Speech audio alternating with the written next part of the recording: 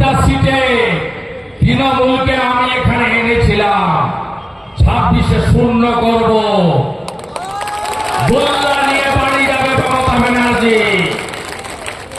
সাগরদিঘি উপনির্বাচন হচ্ছে, দিলীপ শাহ প্রার্থী ছিলেন, আছেন মঞ্চে। গণনার আগের দিন কলকাতায় আমাকে সাংবাদিকরা বলছে কালকে কি হবে।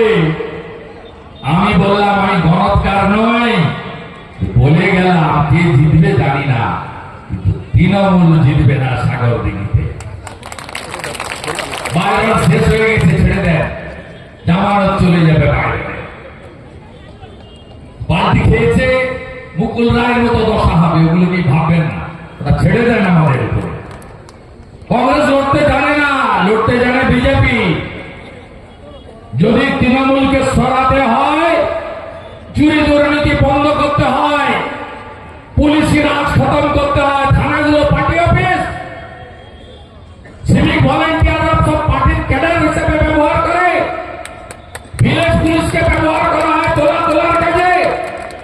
কদিন আগে ইনাল বলে একটা ডাকাত আছে, আইসি গান্ধী কিভাবে মেরেছে গ্রামের লোকে আপনারা দেখেছেন।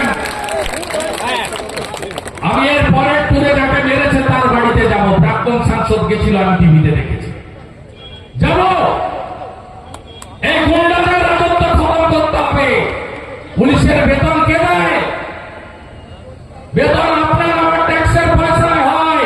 পিসিও দেয় না, ভাইপো দেয় না, মাহে আলমও দেয় না, আর ডেভিড অপূর্ব সরকারও দেয় না। এটা কান খুলে শুনে রাখা দরকার রয়েছে সব পুলিশের।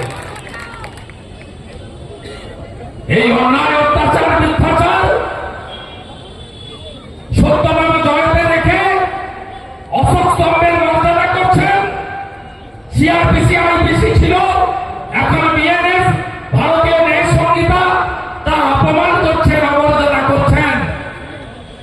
রেশন পান না, দিয়ে পান না, কেন চটি ছাড়ছেন আপনারা? ফল ভালো হবে না। ওটা ভারতবর্ষ তাকিয়ে দেখবেন, গেরুয়া হয়ে গেছে।